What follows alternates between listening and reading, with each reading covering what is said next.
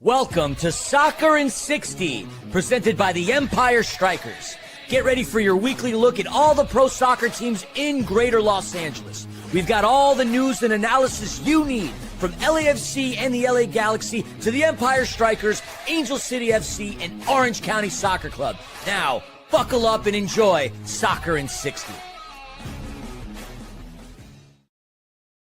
Welcome back to Soccer in 60, your weekly footy fix covering the clubs indicated in the intro. Going to start this pod off by quoting the band Paramore. Here we go again. Yeah, that's right. Shout out Paramore. On today's show, we're going to cover the usual suspects: LAFC, the LA Galaxy, Empire Strykers, Angel City FC, and Orange County Soccer Club. But yeah, y'all already knew that. Now, many of you tune in for the players that we get to interview. And for you Angel City fans, you're going to want to stick around as Nina and I got to do a chat with Angel City FC's rookie midfielder, Macey Hodge. All that and more. But let's introduce the usual suspects hosting this bad mamma jamma of a show. My name's Christian Filliman, better known as Philly, and joining me from the other side of the Orange County line, we got Timmy K. Tim Kolotz. What's up, buddy? Hey, Philly, man. I'm feeling good, man. You know what I'm feeling today, Philly? I'm feeling encouraged. I'm feeling encouraged because just as the sun's coming out after all the rain that we've had in SoCal, I'm feeling it might be coming out on the Galaxy too after the late minute heroics this past weekend, Philly. That's what I'm glad you're encouraged, because I think it's starting to rain in downtown in downtown Los Angeles because LAFC put up a stinker. But I'm glad at least one of us is somewhat happy today. And I'm sure we could be somewhat similarly happy in regards to what exactly happened with Angel City, of course, Orange County, Empire Strykers, and so on. But yeah, let's talk some footy. But beforehand, it's check writing, bill paying time. Omnitrans. Heading to the game? Hop aboard Omnitrans for a seamless journey. A seamless journey indeed to beautiful Toyota Arena. Simply download the transit app to catch your bus and enjoy a stress-free trip to cheer on the Strykers. That is right. Tim, we got a lot to talk about today, so our normal banter will probably be used for some of these games. Now, LAFC welcomes back or in to BMO Stadium Austin FC. You know what that means, Tim? It means that LAFC typically is going to win. Well, yeah, typically, but they're creating a new trend right now when they score first versus when they get scored on prior. When but they hey, get look, scored on first. Yeah, but hey, Ilie Sanchez comes back. He is a member of Austin, for those of you who've been sleeping under a rock. The club had a heartwarming video of him on the big screens during warmups, and he got a nice round of applause, and well-deserved. Ilie, a class act on the field and, of course, off the field, heavily involved within the community, always sticking around to shake hands, kiss babies, take selfies, and sign autographs. He even stuck around at the conclusion of the game to reconnect with some of the fans that he's known throughout the years. And I know from friends that I have in the Blue Cauldron over at Children's Mercy Park in Kansas City that they were upset when Ilie bounced to come to L.A., but they've had nothing but kind words to say about him, my friend. Yeah, that was one of the coolest things that you saw, that him going up into the stand, signing autographs, shaking hands. People could not have been happier for him to come back and be like that. And you knew he was going to be a class act from stem to stern. Yeah, I mean, look, he had several big moments, but no moment bigger than the goal that he had to clinch the MLS Cup through penalty kicks, defeating the Philadelphia Union in the 2022 MLS Cup. But that's history, and what history has stated is that LAFC is a pretty darn good team against Austin. In fact, the club had a 6-game unbeaten streak against the boys from the state capital, going back to the 3-0 win in the Western Conference Finals. But it wasn't a good game for LAFC. And despite the fact that they outshot Austin 16-10, LAFC got skunked at home, man. It was a goal scored by Biro off of a header off of a corner kick from Owen Wolf, and that was the only goal. Now, to lose at home, that sucks. To get skunked at home, clean sheet against anybody, that to me is unacceptable. I can't believe. All right, look, a loss is a loss, but getting skunked at home, unacceptable. Yeah, and it's interesting, when Coach Torundolo was talking in the after game press conference, somebody asked him, he says, "Hey, you guys got clean sheeted at home, just like you said." And he goes, "Well, one of the things, it's one thing to lose because losses are going to happen. To lose at home, they're going to happen. But when you play poorly and you lose, that's where the issue comes up." And he stated that the guys played pretty good, although it was kind of a stinker of a game to watch on the TV. And I'm sure it was probably even worse being in the stands, right, Billy? 100%. I was up in the stands for sure, checking out the game. Very rarely do you ever see LAFC lose at BMO. And, well, they were 7-2-2 against the boys from Austin. And, add another L to that loss, to that record. It's just unfortunate. Now, LAFC's developed a bit of a reputation. Look, 8 games in 26 days to start the year. That's a ton of activity. But LAFC's having a hard time finding goal scorers. Yeah, they had a game where they did put up a few, but the goals aren't coming very easily. But when they score, they're undefeated, 4-0-0. But when they concede first, they have yet to win a game. Yeah, and you look at the record when they do that, and it's even worse. You look at it on the road, right? The 3 games they've lost on the road, all on the road because they haven't won yet. Same thing. They're getting scored on first. They're losing on the road. They are 4-1 at home against all competition. But yeah, getting skunked at home, that's a tough one. And conceding first, we've talked about this on the show a bunch of times. You concede that first goal, now you're playing on your heels. You're trying to push forward. The game opens up a little bit. Next thing you know, you're down 2-3-0 instead of just a 1-0 scoreline. Yeah, well, fortunately, that wasn't the case. It was only the goal by Biro. But look, it was a great set piece. It was a great opportunity, and plenty of other opportunities that LAFC had going at Brad Stuver, 16 shots to Austin's 10. But, that's all she wrote. 6-game unbeaten streak is done. I mean, there were some interesting highlights for the most part. This kid Under, for the time period that he's been on LAFC, which you're talking about a cup of coffee, has looked solid. Not sure if he's going to stick around, though, in terms of what the asking price is. But that's he's been pretty solid. I did say coming into this that Marky Delgado's was LAFC's best player from a consistency perspective. Denny still tried to do things. He had 6 shots, and he was the most active player for LAFC. And while as a lineup, like you said, they played okay, still losing at home, unacceptable. But quick turnaround. They go into Kansas City on Saturday, Tim, and should be an interesting game going up against Sporting Kansas City, which hasn't been a good team either. Nah, they're kind of stinking it up too, right? They're 0-2-1, right? But the big thing about Kansas City, they've been playing a lot of these extra games too, and now with LAFC getting a full week of rehab and rest. They don't have any CONCACAF Champions Cups. LAFC too is playing in the U.S. Open Cup, but none of the boys from the senior team are playing. And to catch Sporting Kansas City is the way they are right now, I think it's a good way for LAFC to get a little healthy on this next game.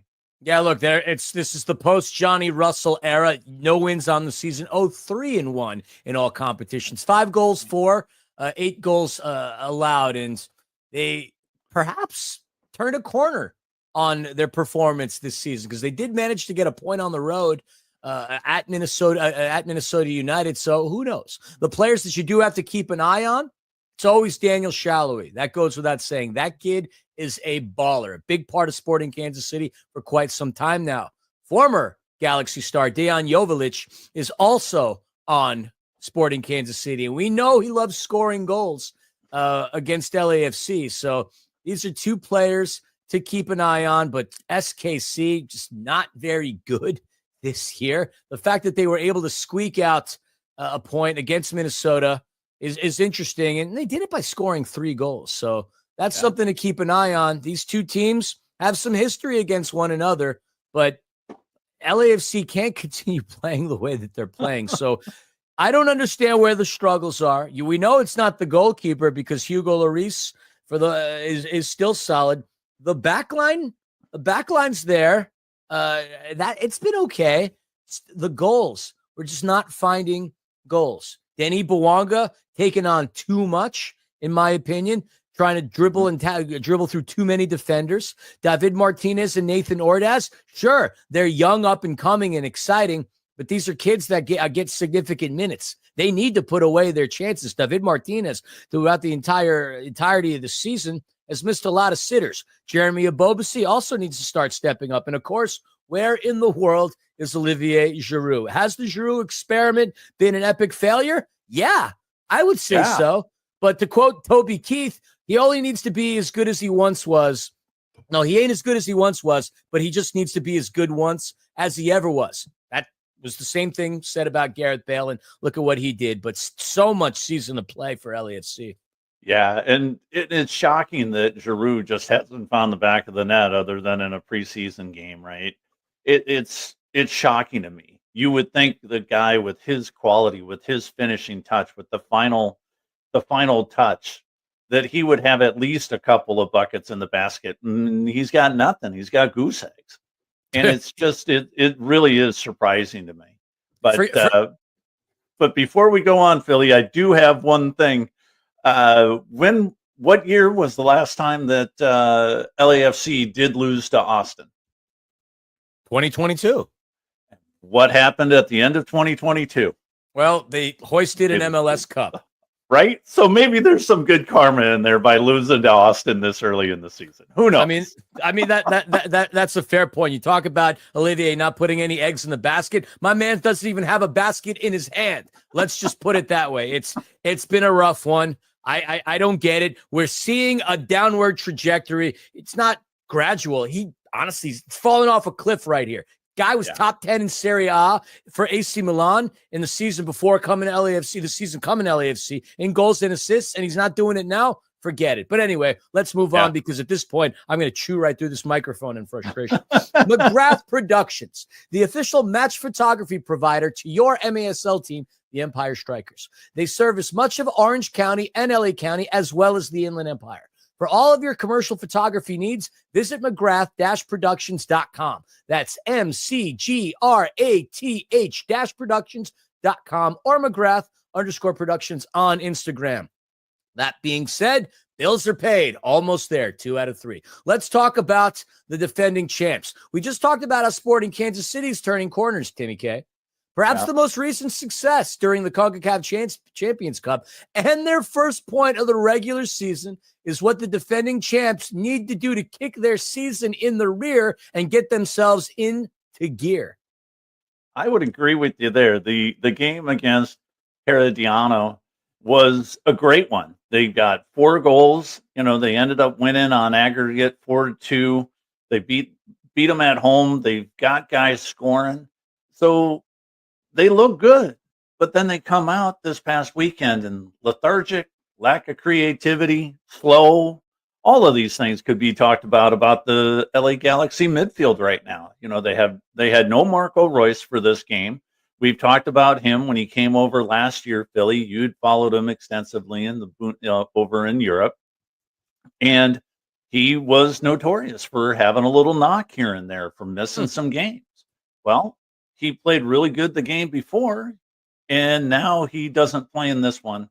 And the Galaxy looked miserable in that first half. I was watching it on TV, and being a Galaxy guy, I had to walk away. They just were not playing well. No Brugman was brought up. No Pooch until at least the middle of summer, more likely end of July at this point, the way it's going. And the Galaxy is just hard coming off that MLS Cup, Billy, for all of these guys to lose that type of skill, that type of experience, and still do much of anything coming out of the midfield.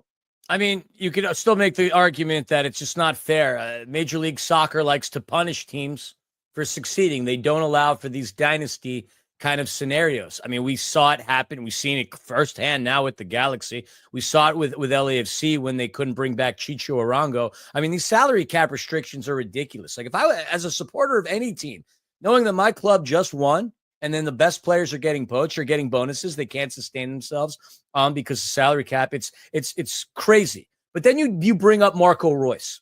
Marco Reus, to me, was a gamble from the get-go because of what you alluded to. Injury prone. Forever. You could go back to when Germany won the World Cup in 2014. Marco Reus didn't make it because he took a really bad injury. The kid, at this point, late in this stage, he's got to be duct taped together internally. That's just, it's dangerous to rely on somebody like him in this kind of a situation. And yes, even we talk about Ricky Pooch. He'll be back, but obviously you still got to taper your expectations because we have to see how good he stands with the rest of the team, the chemistry, so on and so forth. But getting the start was John McCarthy, and seems like the Galaxy with J-Mac in between the sticks is a lot more successful than when he's not playing.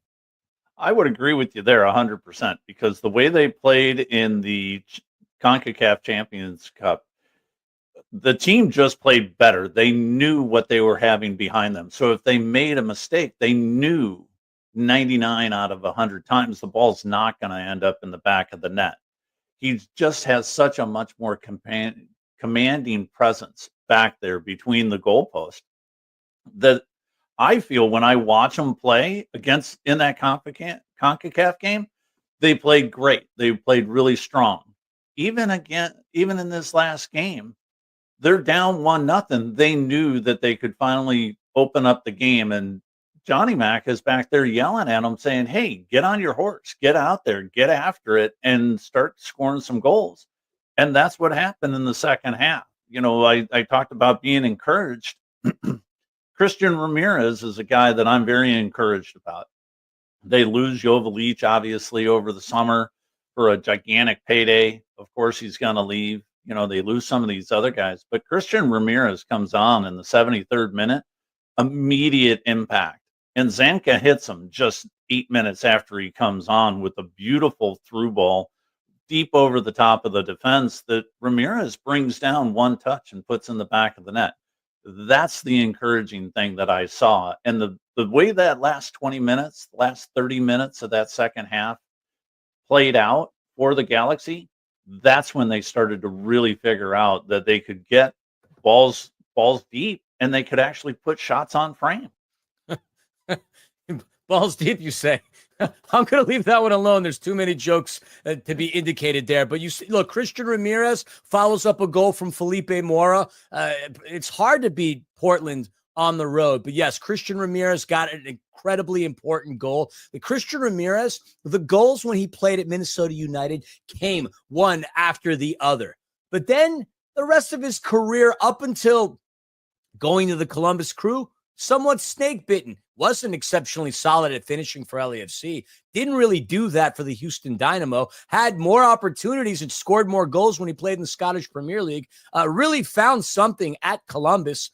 And in the 4 games that he's played with the Galaxy throughout the course of the regular season, he's got himself one goal. So Christian Ramirez can score. He's shown a knack for it, but he came in at the perfect time, scoring in the 81st minute. Didn't get the start in the matchup. He came on later, but salvaging a point on the road against a team as pesky as the Pine Trees of Portland, perhaps this could be the step in the right direction that Greg Vanney's side is needed, because not for nothing, they've looked poor coming out of the gates. And yes, I get it, decimated with player personnel changes, but not really looking as solid as they've looked the past week.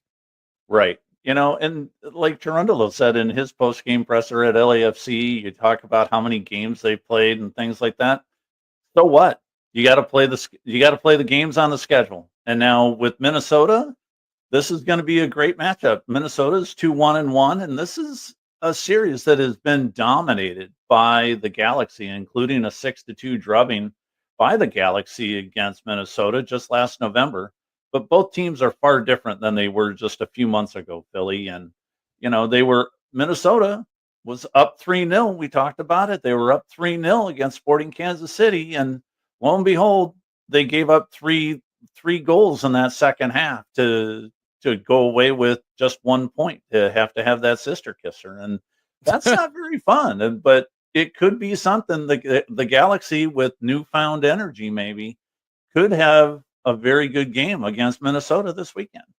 Balls deep, sister kissers. Again, I'm gonna leave that one alone. These are the Timmy K-isms. I just can't help but laugh hearing these things. Yeah, Minnesota United, 5th place. You said it. Undefeated at home. Granted, they've only played one game at home. They got some ballers. And, of course, the player I'm looking at is an alumnus of a university that I grew up right down the road from, St. John's, heading into March Madness, by the way, hopefully with some good Red Storm Rising juju. But Tanny, that's the dude to watch. Tanny Uluwashei, he is a baller. The kid, 2 goals, 2 assists, Canadian international.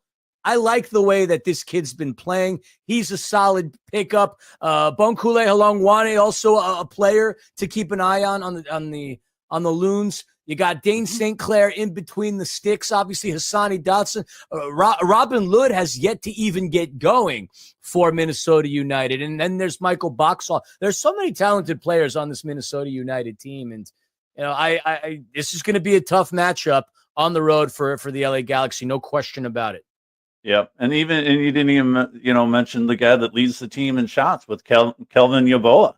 I mean, these are other guys. These guys they're going to get after it. And I can see this being a high scoring game. I can see 3 or 4 goals coming out at the end of the game. I can see a 2-2, 3-1 score line at the end of the game. So there's going to be action, and hopefully the Galaxy can pick it up and build on what they've built on the last couple of games.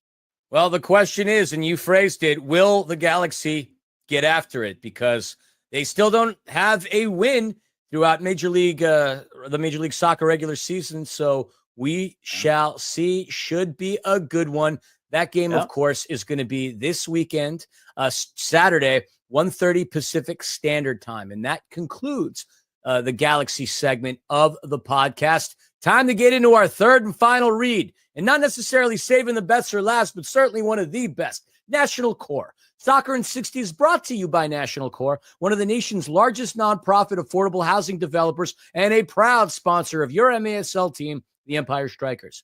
At National Core, they believe that soccer has the power to transform lives just like they do. They believe in building strong communities on and off the field. To learn more about National Core and their mission, go to nationalcore.org. Empire Strykers. It's time to get in that MASL segment of things. The boys from the IE, Tim, have been off since March the 7th. That game on March the 7th is when they beat the Tacoma Stars 7-6 on the road. And it's been a nice break for the Empire to reflect and feel good about the fact that they're sitting on 11 wins and currently in that 6th playoff spot, which if the season were to end, they'd be taking on the Kansas City Comets. But there's still 3 more games left to finish as high up the ladder as possible. I'd hate to take on the Kansas City Comets. I would hope for the 5th position right now, where if it stays the way it has been, it would be the Baltimore Blast. But we'll see. Next game against San Diego on March the 22nd, and a very quick turnaround March 23rd, the final home game of the regular season. And it's going to be against the team that's been a thorn in the side of the Empire Strikers / Ontario Fury. I did that on purpose. Empire Fury's side, the Sockers. And it's also Fan Appreciation Day.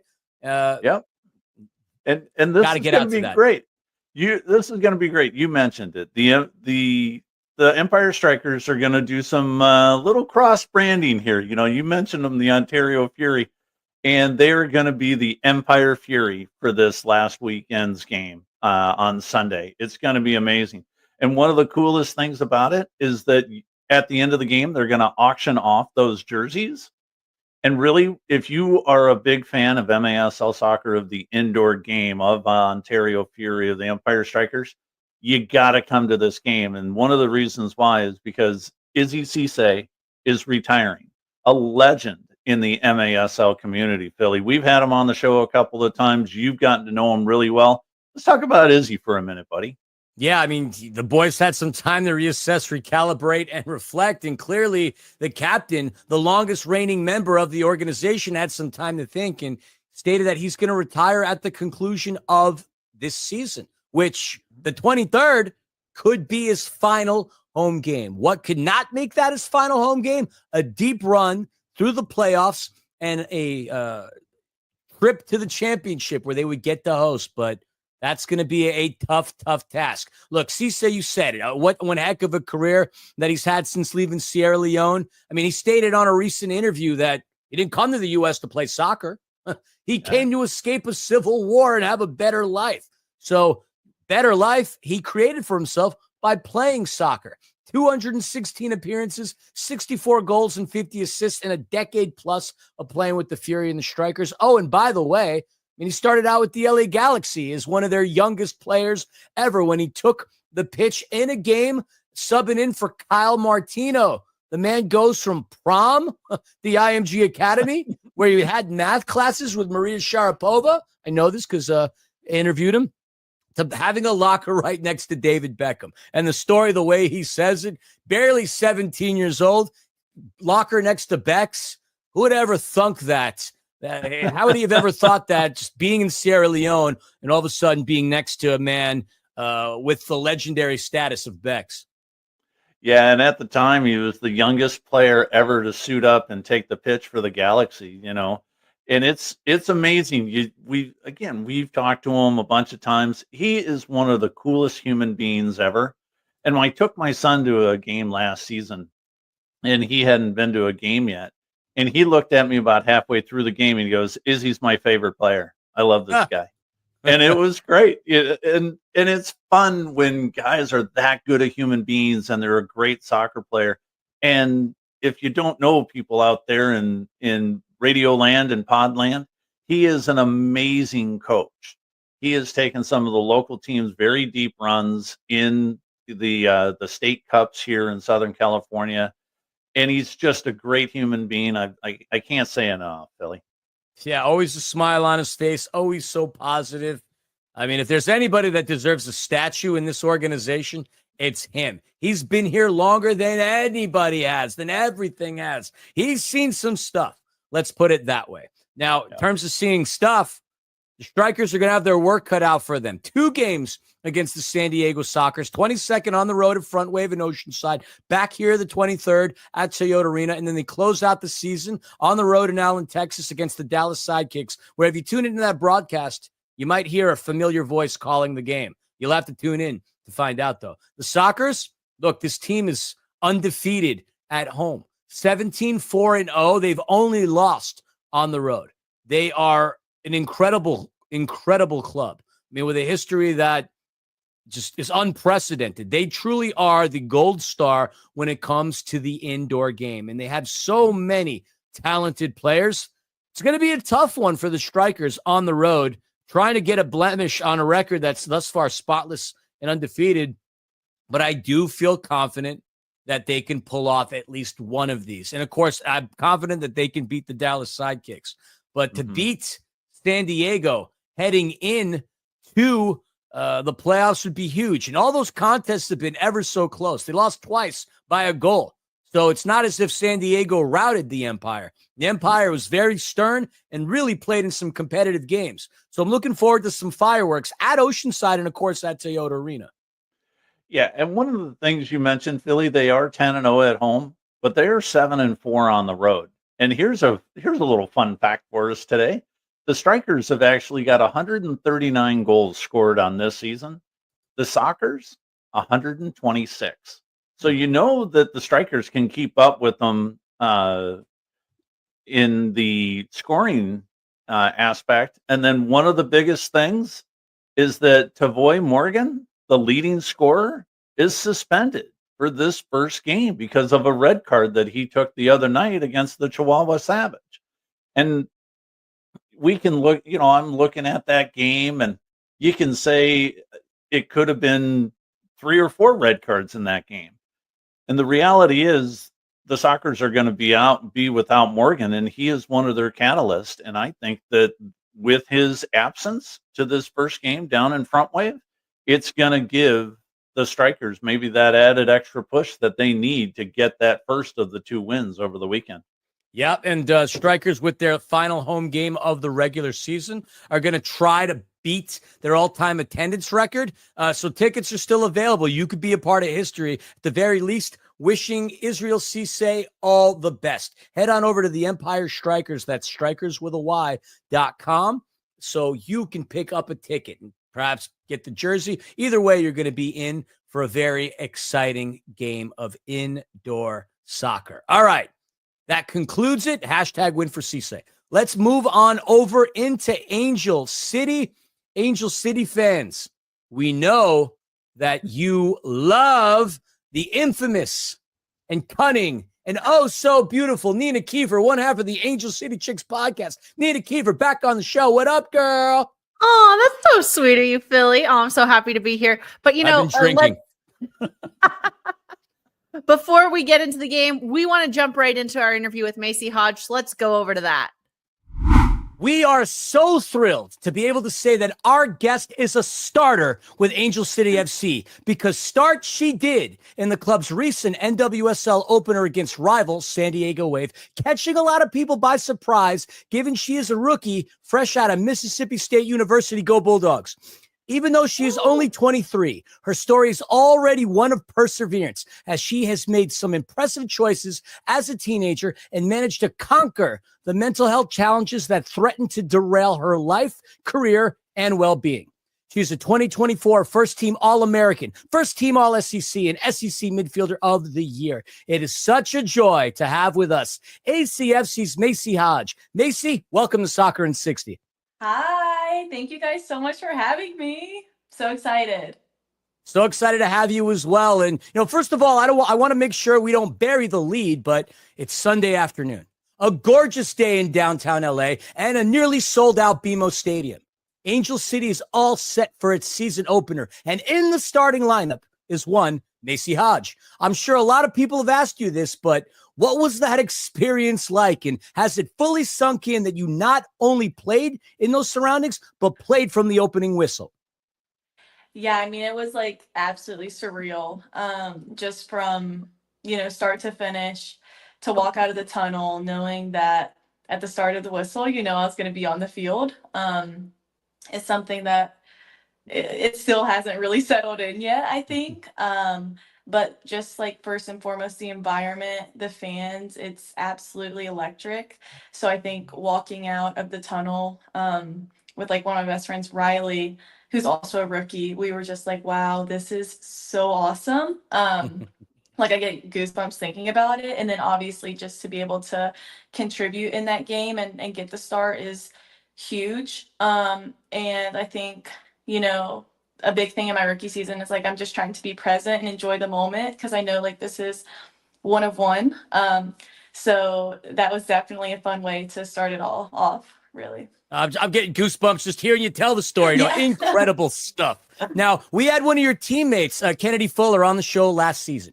She told us that she was shocked the accomplished veterans on the team were even interested in talking to her. Like leading up to Sunday, did you get any encouragement from, say, Kristen Press or Allie Riley, Sydney Leroux, Katie Zellum, or did you maybe go to the Thompson sisters or heck, Kennedy herself, people closer to your age for some input on what to expect from your first game?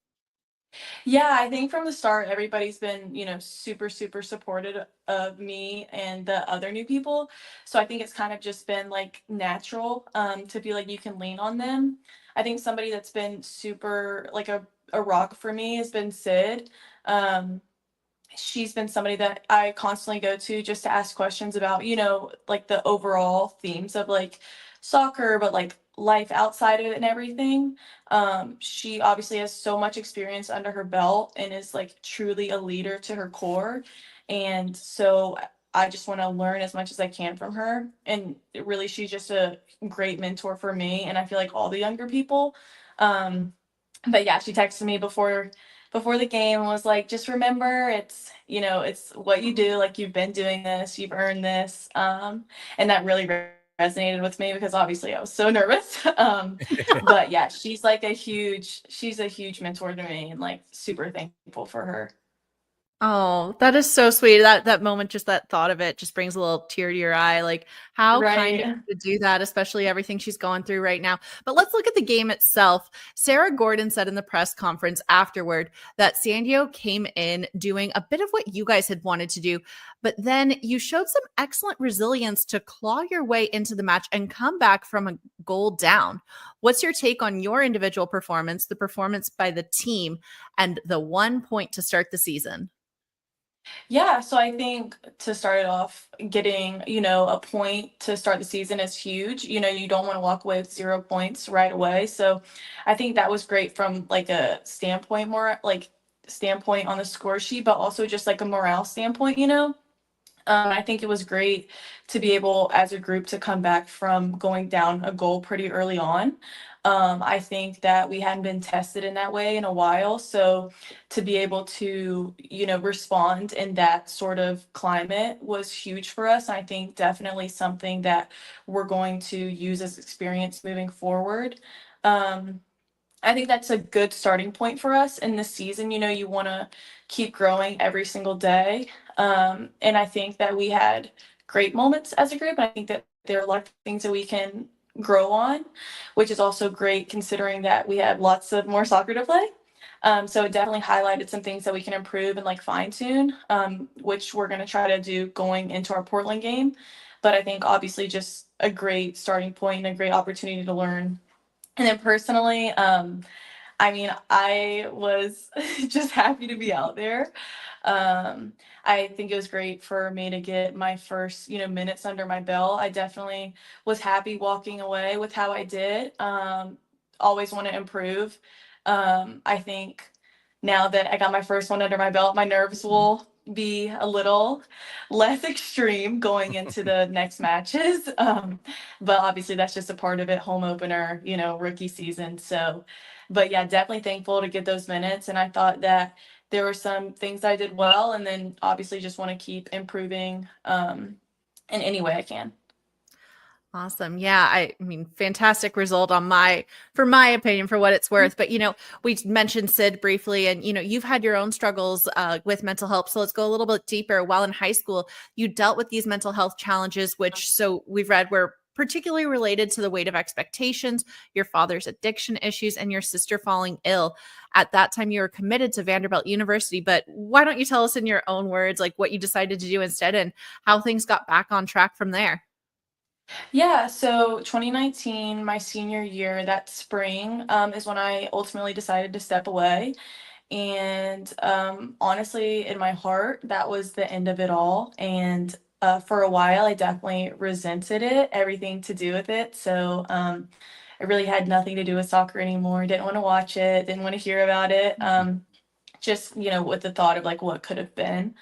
And during that time, I stayed home, worked at Kroger, went to a little community college, and like decided that my life was just going to be normal. And I was going to, go to counseling and really immerse myself in things that I enjoyed because I enjoyed them, not because I was supposed to, do something. So things that I really wanted to do for myself.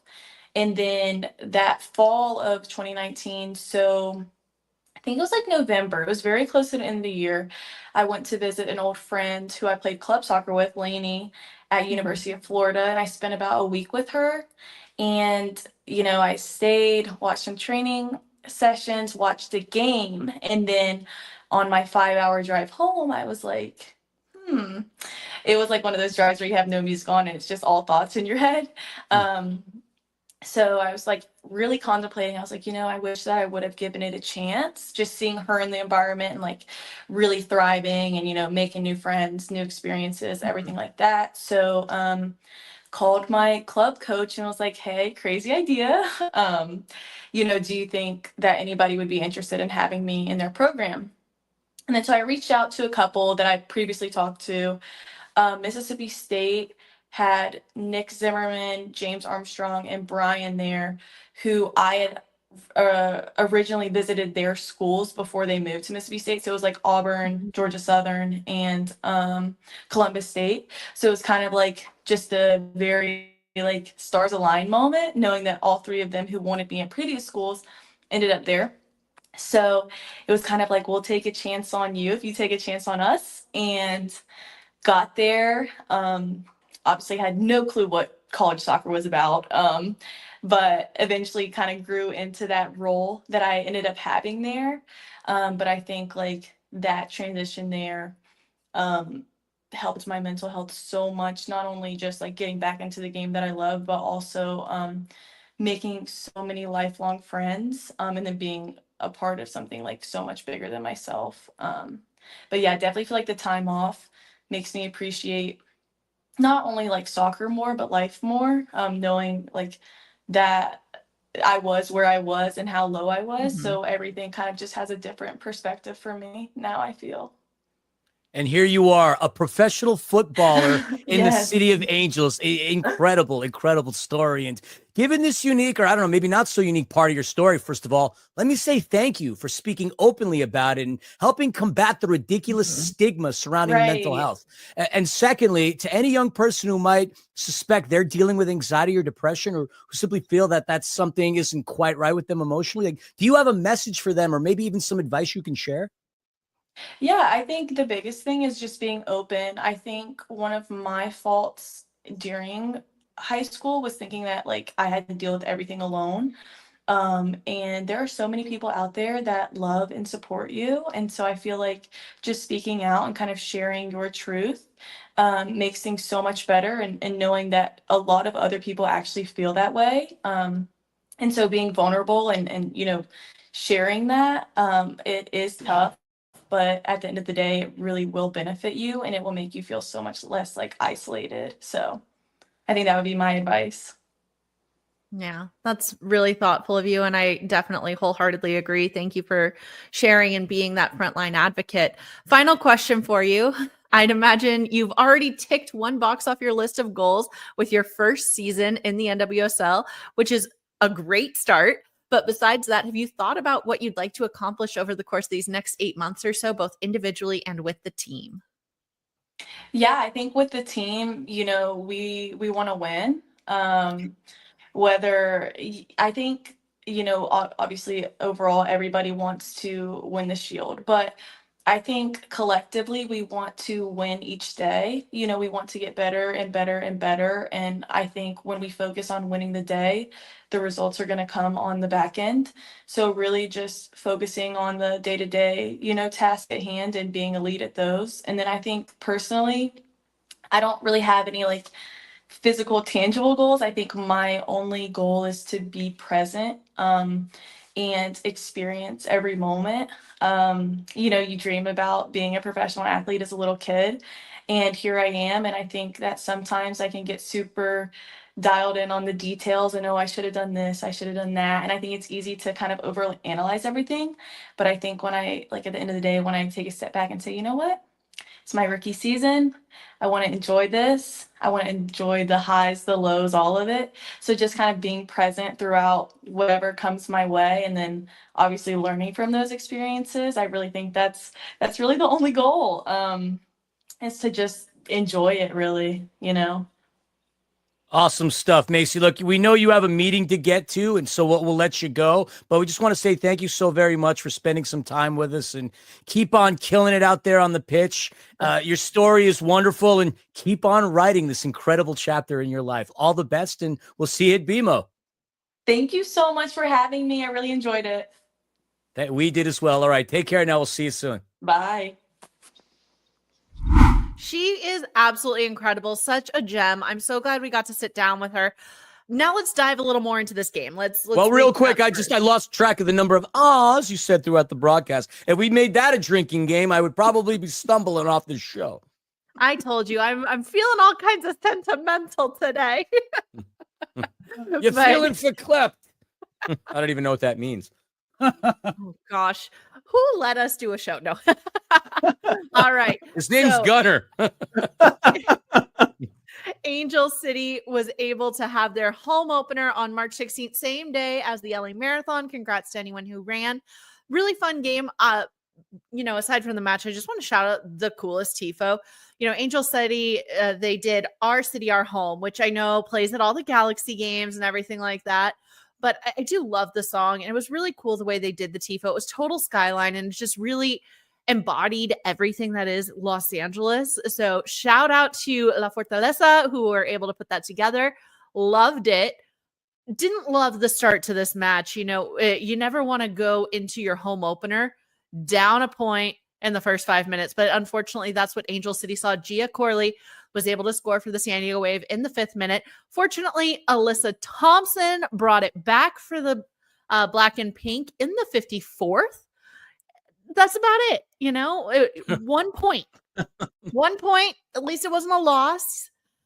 At least they got a result, right, Nina? Result's a result at the end of the day. You always want the win, but a draw is far better than a loss. Absolutely. And let's talk about the future, though, because we don't have too much time. But I do want to touch on one thing that was said real quick in the press conference. And Alyssa Thompson was asked why they didn't sell out the home opener. And her response was, there's a lot going on. It's hard to be everywhere at once. And that is absolutely true. It was a difficult day for people to make it around Los Angeles in general with that marathon going on. But there are plenty of times where Angel City has set the record and has sold out, and it doesn't concern me at all. Within that, looking ahead to Portland. So Mark Parsons, our new sporting director, he's the one who made Portland famous. He's the one that put Portland on the map. So I am not as concerned with this. The record, Angel City versus Portland, 4-3-3 in favor of Portland.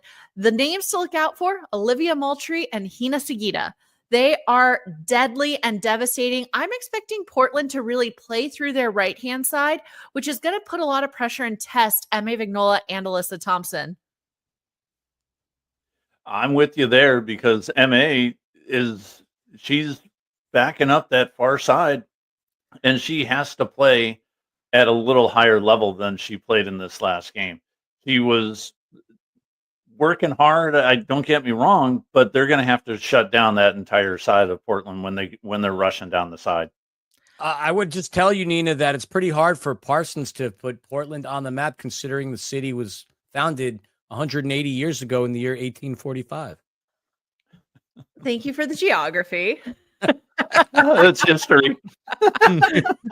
Geography, history, all of the above. Maps or geography, Tim, okay? Anyways, I do think Angel City has a very good chance to take this one and to really put some in the back of the net.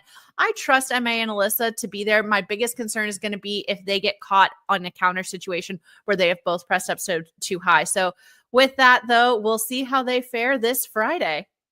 And that concludes the Angel City portion. And hopefully you stuck around. Incredible interview. If you caught this one late, make sure you go back to it. But we go from one draw to another. Orange County Soccer Club hosting Lexington SC. Tim, the aficionado, you saw Nina Kiefer on your screen disappear. Don't you worry, folks. We'll bring her back. But let's talk about Orange County and Lexington, the boys from Kentucky, the Bluegrass State. Right? The Bluegrass came in, and the Orange County boys went back to the Blues this weekend, and they almost had Buddy Guy in the building based on the way the first 45 minutes went. After the boys in blue came out and they were paying an homage to the entire history of Orange County Soccer Club that started out as the LA Blues. And the blue kits, Philly, I got to tell you, they're pretty tight, man. I really, really like them. Nice bright blue, and they got these great, the lettering on them is crystal clear. You can see it all the way from the press box. But anyways, enough about that. But nothing like a happy ending to come out of a grim fairy tale after being down 2-1. And we've talked about like a happy ending at all. we've talked about him on the show. Was a trialist both last year and this year for Orange County, but Muhammadu War came in late in the game. A bunch of people had been talking about him, and this was fantastic because Lexington, these guys, again, we talked about it. It's their first season up in the USL Championship. They were dominating the first half. They had 6 corners that felt like 9. And the County boys were down 2-1 in the 53rd minute, and they were fighting. And then finally, War comes on in the 82nd minute, and you could just feel the energy in the crowd that was already pretty high, with the sold-out supporter section, sold-out Michelob Ultra section, sold-out Gnarlyville section with all the family-friendly stuff going on there. Muhammadu comes on, and he does what an attacking striker should do. He's in the box in injury time. There's a great ball in. The ball bounces around. There's a header down on the goalkeeper, and Muhammadu does what he does and picks up that loose ball and buries it to tie this game. And if there had been a roof on the champ Philly, it would have come off because everybody went gonzo. It was awesome. I mean, you talk about the jersey, you talk about the blues, you talk about the happy ending. Look, as a broadcaster, so many cool things that could be said about anybody coming on the pitch with the name War. So many cool things. I envy the announcers for all the opportunities that they have to quote some fun stuff. But war was waged against Lexington, a hard-fought battle for the boys from OCSC. If you said it, if the champ did have a roof, it would come off. And, well, you and I need to take that journey there. But huge results. Look, Lexington, this isn't a team that there was a lot expected from, being that they made the jump up to the championship.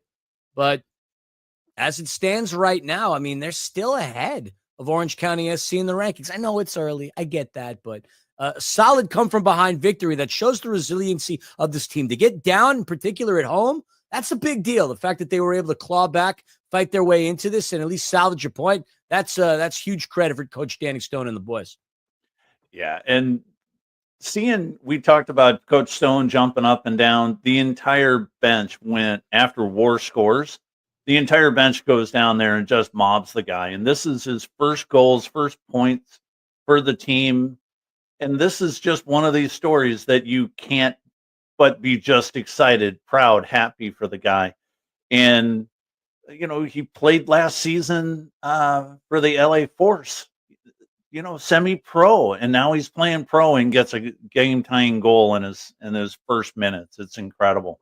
So coming in this week, the Monterey comes into town. The Monterey Bay FC comes to town, and they come in at 1-1 in league play after a win against Oakland this past Saturday. And the Orange County boys' first match this season. And the players to watch on this team are a guy named Elijah Paul and Anton Soberg. And these guys have both got a goal this season, and they come in wanting to keep their pace, wanting to get a win down here in Orange County, because it is, it's the USL version of a California Classico. These guys are just coming down from Monterey. But Monterey needs to contend with Orange County's 10-game undefeated regular season streak. And the boys are expected to really take it to Monterey. Expect Colin Shuttler back in the net. He's playing really well already this season. And look for the defense of Nico Ben Alcazar and Tom Brewitt. These guys, Grayson Duty, they're going to keep Monterey at bay this weekend, Philly.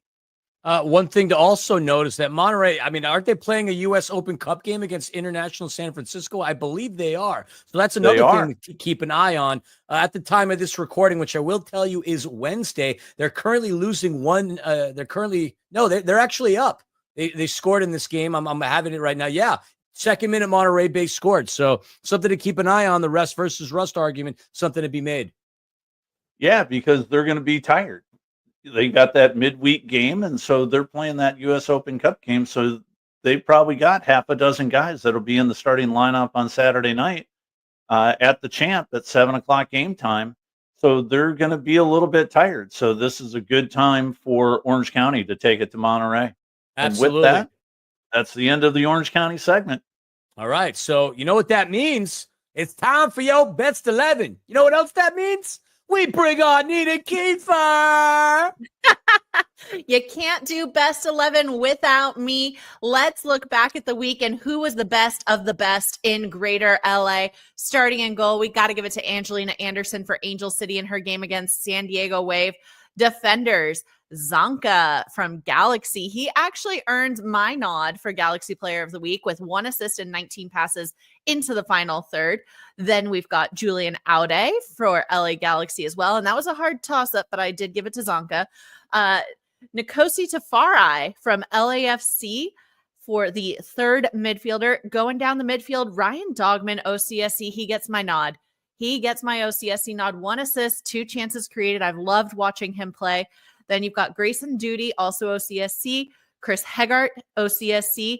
Nico Benalcazar for OCSC. Alyssa Thompson for Angel City. And Igor Jesus for LAFC. And then Igor Jesus, is my LAFC standout. 1 chance created, 11 recoveries for him. But I got to give it to my captain, my girl, Kennedy Fuller, Angel City. She had 1 assist, 2 chances created. And I'm sorry, she's freaking unstoppable right now. She's looking great. I know they just started. I know the season is young, but so is Kennedy Fuller. So you better watch out for this. Yeah, strong performance. Look, Orange County, 4 players on this list. Amazing. Angel City, 3, Galaxy and LAFC with 2 players a pop. And there might be a slight bias on Kennedy Fuller considering she is a friend of the podcast. But going through this, everything well-deserved. Still waiting, though. Still pondering as to why no Olivier Giroud. Well, we all know why. We all know why, Philly. How do you say vanished in French? Vanished. I wonder how Talk amongst yourselves. I'll figure it out. Do you think he takes Omnitrans to the game so that he knows how to get there because it's the only thing that he can find? Oh dear Lord, the hatred is real right here. It's not the hatred. Out, though. Okay, LA Galaxy and LAFC each have 2, but I think we've all agreed that this week LA Galaxy had a better game and a better match. So it is interesting, though, that the LAFC players still managed to get 2 people into my best 11. And that's not bias. That is facts. That is math. The correct pronunciation, I don't know if I'm pronouncing this, but the way to say vanished in French is disparu. Olivier Giroud, disparu. Oh, that's kind of fun. Disparu, Giroud. Where art thou, Giroud? He's hurt. Yeah, well, you know who else has hurt me emotionally from all the freaking games I've been going, hoping that he's going to score a freaking goal. Oh, all right. But, we're always excited to look around the league and the city, our great city, and just say who we think is best. Any snubs, boys? Anything you think I missed out on here? Olivier Giroud. No, I think you dialed it in especially with Grayson getting on this list and Ben Alcazar. Those 2 guys are really, really playing well for Orange County. I think the list is dialed in, Nina. Nice work. Give myself a pat on the back for that one. I'll give you a virtual air high five. Yeah, don't hurt yourself. That's true. All right, folks. Well, that about is going to wrap it up for another episode of Soccer in 60. On behalf of myself, Christian Filliman, Timmy K, and Nina K, no relation, just want to say thank you. Make sure to find us on all your favorite podcast platforms, primarily Spotify and, of course, Apple. And then you can find us on YouTube at The Empire Strykers. That's Strykers with a Y. And Nina, where can they find us on that AM dial? 1490 AM KMET. I'm glad you were paying attention. All right. Any final thoughts before we let everybody go, y'all? Just get after it. Have a great week, everybody. Nobody gets after it like Timmy K. He said it best.